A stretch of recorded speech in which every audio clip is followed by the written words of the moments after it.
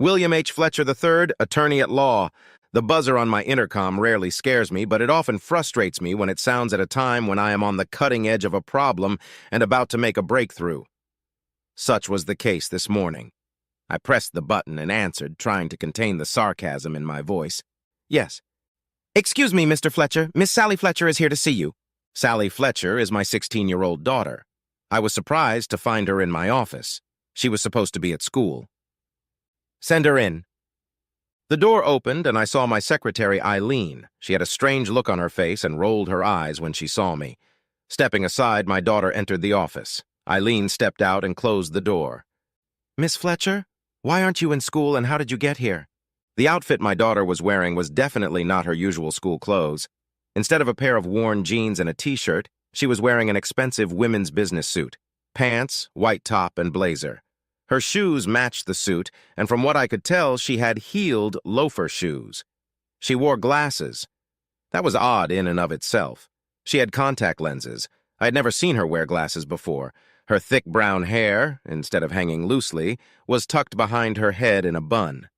I got the impression that she was one of those intransigent female executives who work 2 floors above me. If you must know, today is teacher work day for teachers.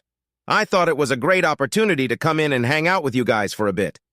In answer to your second question, I took an Uber. Oh, and what, pray tell, do you want to talk about? Should I take you to lunch? Go shopping? Brushing off my feeble attempts at being witty, Sally leaned back in her chair, crossed her legs demurely at the ankle, and smiled. Daddy, I want to have a serious talk with you about our family. My eyebrows flew up and I looked at her with what she probably interpreted as a hint of disdain. Really? If that's your intention, then go ahead and start. She nodded. She pulled a large manila envelope from the bag she had placed on the floor next to her chair. Leaning forward, she carefully placed it on my desk. I think you should take a look at this before we begin. There were no visible markings on the envelope, so I undid the metal clasp and peered inside. Fumbling for a stack of papers, I pulled them out onto the table. The first page was white, with just my name in the middle.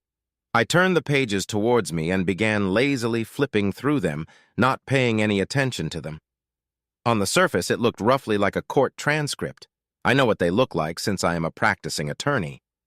When I flipped through the last of the white pages and a 20x25 black and white glossy photograph came into view, I almost choked. The picture showed a man and a woman having sex. My eyes flew upward and my voice strained. Sally Angelica Fletcher, what is this abomination and why are you giving it to me? Daddy! That was the first time I heard venom in her voice. Maybe you should take a closer look before you make statements and declarations. I growled, but she gave me sound advice. You should always know exactly what you're dealing with before getting emotional. I picked up the top photo and took a closer look. A queasy feeling in my gut arose almost as quickly as my mental understanding. The man in the photograph was me. I swallowed as my mouth suddenly filled with excess saliva. The memory kicked in, recalling the day the picture was taken. Raising my eyes to my daughter, I saw that she was smiling sweetly. Yes, Daddy, I know all about your adventures. All the details are in that packet along with phone calls, audio recordings, and a flash drive with a fascinating video. As a lawyer, I always try to act calm and collected no matter the circumstances or situation. I failed to do that. Where the hell did you get that? Did your mother put you up to this?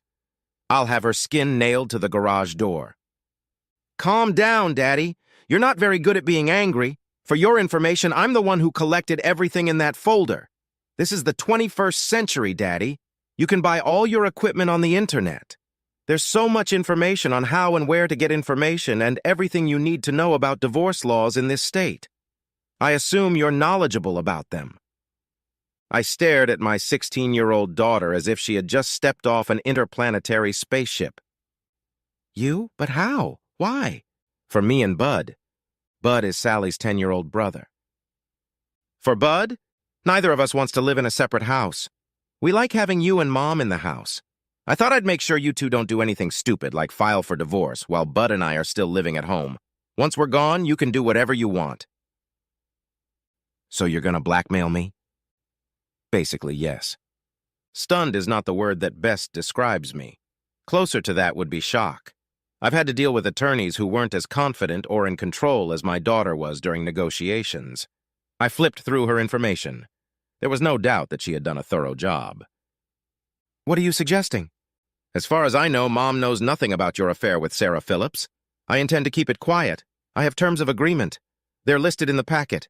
Basically, you stop lying to Mom, and I won't give her all the information she needs to make your life hell on earth.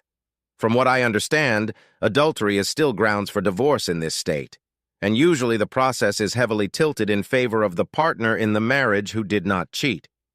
Most property divisions are 75/25 in favor of the woman if the man cheats, and that includes any business that the man owns the rights to.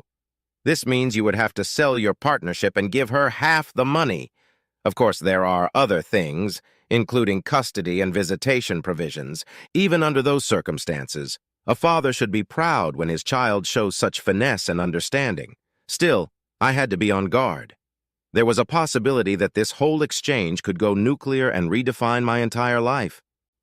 What are you suggesting? You stop your fornication and never do it again until Bud graduates from high school. Speaking of which, you fully fund 2 college accounts for me and Bud, in our names with an independent trustee for Bud. I'm going to go to court and get my emancipation. You can name me as trustee of my college fund. You will stay living in our home with your mom and represent yourself in every way as husband and wife, loving parents and devoted partners. And if I don't agree to this blackmail? Everything in this package and much more will be made available via email and downloadable digital media to your full list of partners, employees, and your client's email list. It will also be sent to your personal mailing list, including the preacher and your parents. The information is already in the cloud on multiple servers and will be automatically forwarded unless certain actions are regularly taken. Shit, I thought. She's a sneaky little bitch. I'm so proud of her. She's going to be a great lawyer someday. But there were more serious matters than secretly triumphing over my daughter. Looks like you've put me in a situation where I have no other choice. That was the plan, Daddy. Then I must agree. In a few days, I'll send you all the necessary documents and an official list of demands. I'll expect it back, signed and notarized. If I don't get it 5 days after you get it, I'll pull the trigger. I nodded. She didn't offer me a hug or even a handshake. I watched as she picked up her bag and walked away. Constance Edith Fletcher, certified public accountant. It was well past tax season, so my schedule was as flexible as it usually is. Sitting in my office, I glanced casually at 2 computer screens that constantly displayed current market conditions and some technical data for several stocks I was tracking. The indicators were showing the possibility of a strategic move in one of the stocks. I made a mental note to keep a close eye on it over the next few days. I was about to go into more detail when I heard a knock on my office door. My secretary stuck her head in with a smirk. Your daughter is here to see you. Let her in. Sally, my 16-year-old daughter, strode purposefully through the door, carrying a leather bag over one shoulder. It was a pleasant surprise, but I had a few questions. Before I could begin, she sat down in the chair in front of my desk and smiled at me. Her glasses gave her a much more mature look than usual. Her hair, gathered in a bun, didn't soften her appearance in the slightest. The pantsuit she was wearing was surprisingly similar to many of mine. She looked much older than her 16 years. Why aren't you in school, young lady? Teacher's workday. I thought it would be a good time to stop by to discuss some things with you. Well, I happen to have most of the day free. Would you like to go to the mall? We can shop while we talk. I think it would be better if we discussed this in your office, Mom. The word mom at the end of the sentence sounded slightly reproachful. I wasn't sure I liked the way it sounded. It's okay, if that's what you want. Go ahead. By then, curiosity had taken me by the tail. I couldn't wait to find out what was bothering my girl so much that she'd come all the way downtown to talk to me about it. Sally reached into her bag and pulled out a large manila envelope. She placed it on my desk and I pulled it toward me. Should I look in it? I think you should before we start talking. Nodding, I undid the clasp on the envelope. I flipped it open, and the contents spilled out onto the table. The top page was blank except for my name, Constance E. Fletcher. in the middle of the page. I didn't pay much attention to the rest. It was the pictures that caught my attention, and I pulled out the top one. Gasping, I brought my hand to my mouth before I could say anything. A sudden nausea swept over me as I looked at the photo. There I was, in all my glory. Roger was standing behind me. I looked at Sally in horror. "Where did you get that?"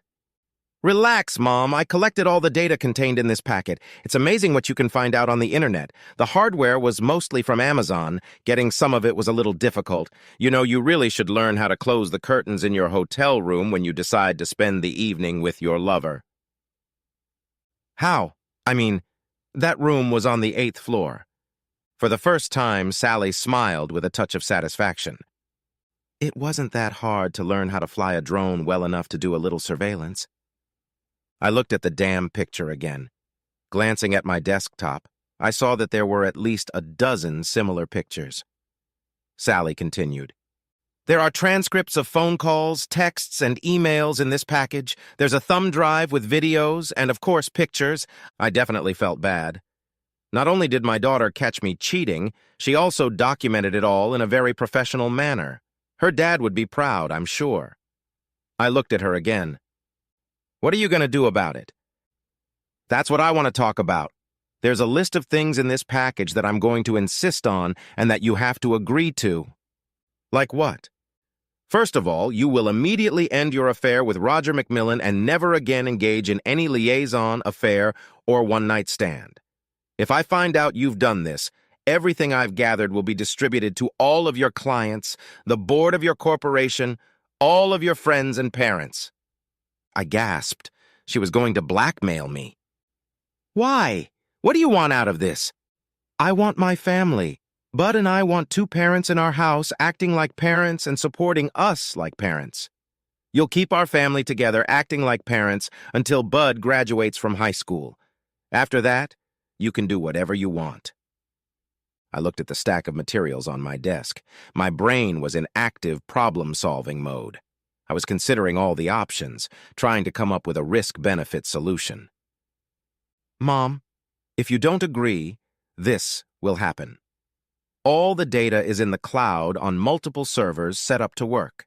If some things don't get done regularly, a reset will happen automatically." My child certainly had a knack for planning. She had everything streamlined and organized. I was boxed in. "What are my options? Accept my terms, or I do the reset and Daddy gets the first packet of information." It occurred to me that this might be more of an opportunity than a problem. I needed more time to think about it, so I decided to procrastinate. "How much time do I have to make a decision?" "I'll email you the agreement tomorrow. You'll have 5 days to think about it. If I don't receive a signed and notarized agreement in 5 days, the data dump will begin." I'm a little relieved. A lot can change in 5 days. "Okay." Chuckles. 3 days later, Bill Fletcher sat locked in his office, staring morosely at the piece of paper in his hand. It was a contract sent by his daughter, outlining her demands. He studied the document several times.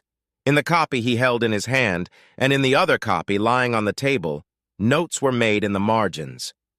Systematically, he noted the items on her list. His affair with Sarah had ended months ago, and he hadn't had another mistress since. That part of the deal didn't bother him as much as Sally's threats to expose his story to Constance and the world.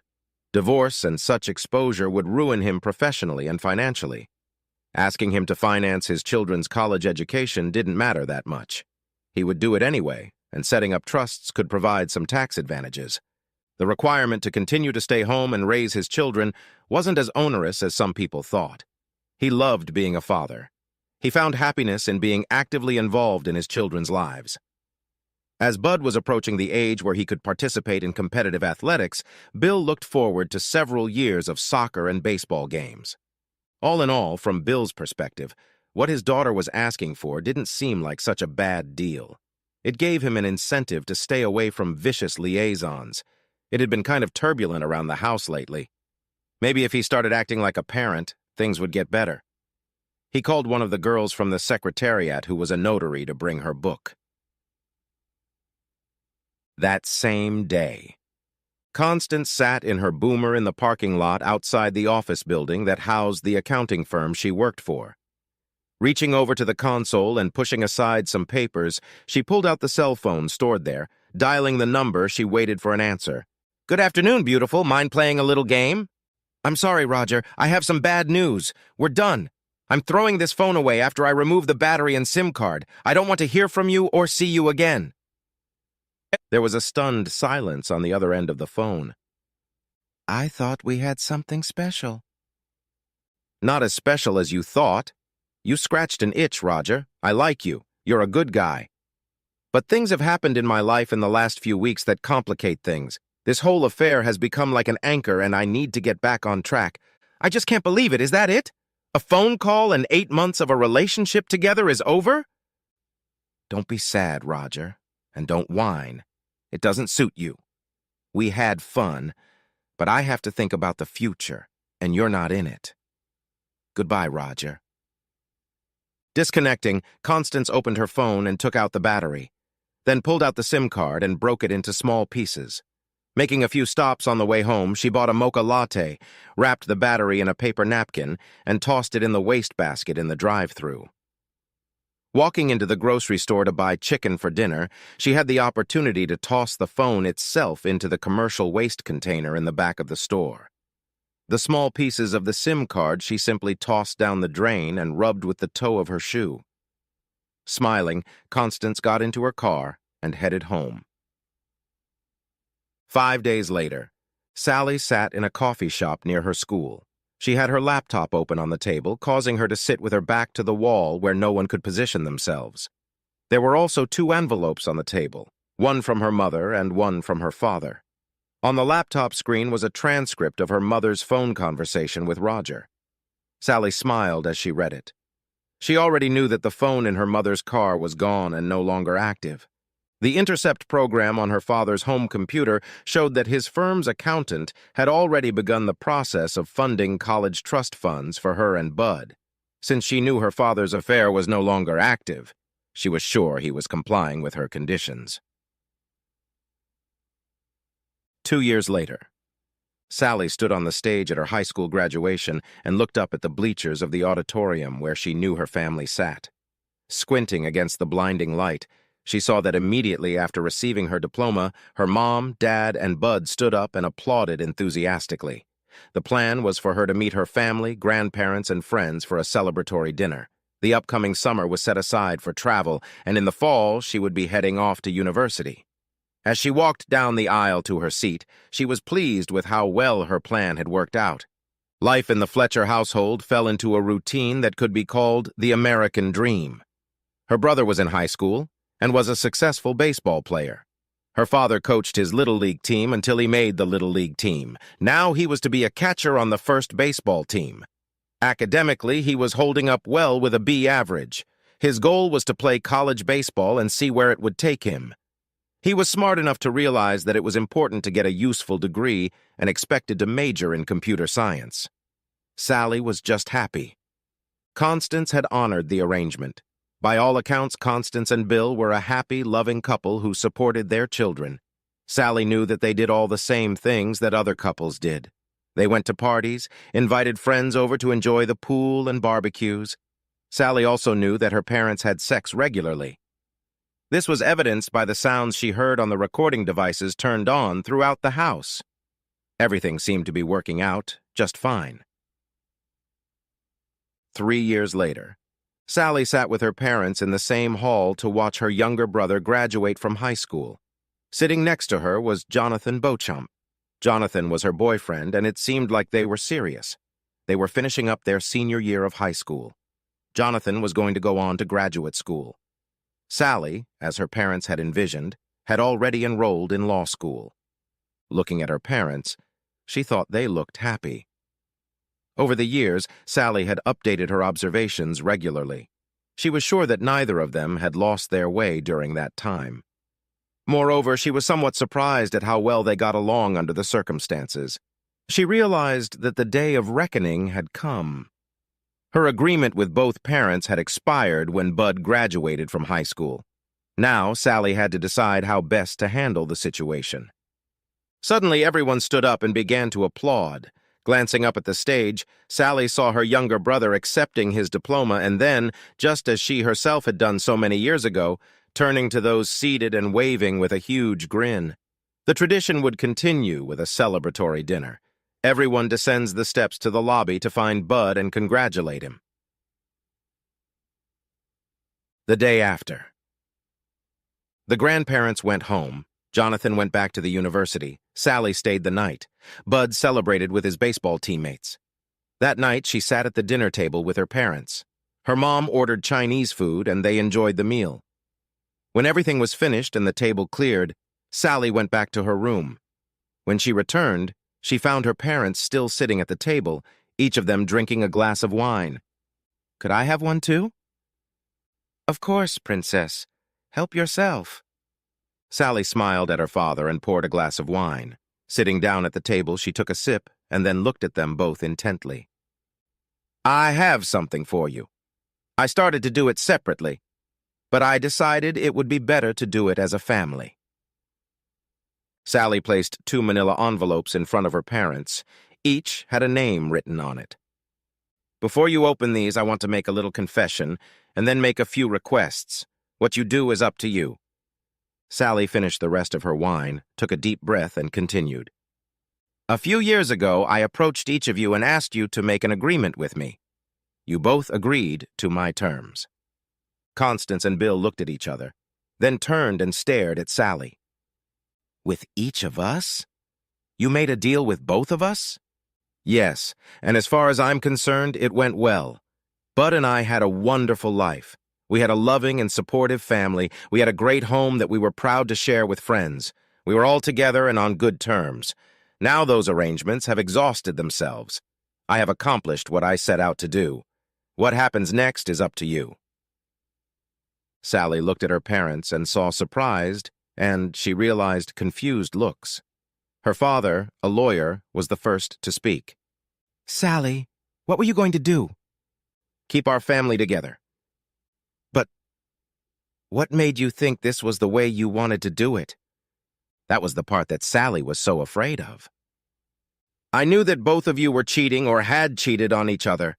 I knew that if one or the other of you found out, there was a good chance that the ensuing explosion would tear our family apart and destroy our lives. I couldn't let that happen. Instead, I decided to use you and try to turn the situation in our favor. It was a definite risk, but I was willing to take it." Suddenly, Sally's mother looked at her husband. "You cheated on me?" Bill lowered his head, but then his eyes slowly rose as he pulled himself together. "You cheated too. That was her leverage. Sally knew that as long as we didn't know about each other, she was in control and made her demands. I wouldn't tell you so you wouldn't find out, and you certainly wouldn't tell me. Think about her demands. I'm sure mine were very similar to yours. Stop cheating. To be good parents. Live as a loving couple. Support our children." Constance nodded. Then she turned to Sally. "How did you come up with this scheme?" "Dad taught it to me." Bill looked surprised. "Taught you?" "Of course he did. I remember you telling me about a negotiation between two parties who seemed so far apart that they could never reconcile. You told me that the secret to a successful negotiation was to find out what both sides wanted more than anything else. After that, everything else is just problem-solving. I knew you and Mom loved Bud and me more than anything and would agree to anything to make us happy. I just found common ground and eliminated everything else." Constance looked at her daughter in awe. Bill leaned back in his chair and laughed heartily. "I've had to deal with some of the best and smartest negotiators in the world, and you, little girl, have surpassed them all." "Thank you, Daddy. But there's still an elephant at the table. In these packets is the information I've gathered on both of you. I don't need them anymore. All the information has been deleted from the cloud, and the systems for dropping the bombs have been neutralized and destroyed. These are the last copies, one for each of you. What do I do with them?" Constance and Bill looked at each other and then back at Sally. "Can we take a little time to discuss this?" "Of course. Do you want me to leave?" "No, we'll go to my office, and you can go to your room and watch TV. Everybody's up." Sally took the bags with him. Constance and Bill took more wine and headed for his office. There they sat in chairs facing each other. Constance was thoughtful, but she spoke first. "Did you really have an affair?" "Yes. A long time ago. She was a paralegal at the firm. It lasted less than 2 months." "Nothing happened after that?" "No, I was very busy and focused on the firm, and then Sally came in that day with her proposal and it hit me. I didn't have to change anything to meet her requirements. I really had no desire to have another affair. It wasn't fulfilling or giving me anything I valued." "Then why did you do it?" Bill shrugged his shoulders. "There was such a climate among the partners in the office at the time that it was to be expected. If you weren't having an affair, the others looked at you as a traitor. If you didn't cheat, they didn't feel safe. But I could ask you the same question." Constance took a deep breath. "I was scared. You were spending all your time and energy on your firm and your practice. You were working late, and when you were home, you were thinking about work. Our sex life was on the wane. The kids noticed it. I thought you weren't attracted to me anymore, and that you were getting ready to break up. Then Sally came along and dropped that bombshell. I found that it gave me an easy way out. I immediately ended the affair and turned most of my attention to the house. Yes, I noticed that you were suddenly more attentive. It seemed to me that you had a change of attitude. Soon after, I cut back on the affair and started spending more time at home. I remember. I was wondering what changed. You started coaching Little League Baseball. I was never a big sports fan, but going to the field with you and Bud for practices and games became so much fun. You taught me how to tally scores, and I started keeping track of games. We practiced together with the kids." Bill looked at the woman he had fallen in love with long ago. He suddenly realized that he still loved her and was still in love with her. "I love you, Constance. I always have. Can we do without this?" Constance looked at Bill. He was a few years older, a little heavier, but still the handsome, witty man she had fallen in love with in college. Leaning forward, she took his hands in hers and looked into his eyes. "Bill, I can't think of another place I'd rather be or another person I'd rather be with. I think our daughter is wiser and smarter than we could ever imagine. Yes, we can get through this. To a large extent, we already have. The last few years have been idyllic. Let's not change a thing." Bill grinned. "Then what are we going to do with these packages?" Constance looked past Bill at the door leading to the patio and the pool. "Is the charcoal grill ready?" Bill grinned. "All I have to do is turn on the gas. Let's get the fire going." Bill stood up and pulled Constance to him, kissed her soundly, and then led her by the hand back into the room, where Sally was sitting on the couch with bags in her lap. "Well, have you decided?" "We have. Come with us." Sally followed her father out to the patio where he removed the cover from the large gas grill. Turning the valve and opening the lid, he looked at Sally. He pressed the ignition button and flames erupted on the burners of the grill. Without saying a word, Sally tossed the 2 packages onto the grill. Almost immediately, both bags began to burn. The 3 of them stood and watched until all that was left of them was ash, which the evening breeze began to carry away. When it was all gone, Sally looked at her parents. "What now?"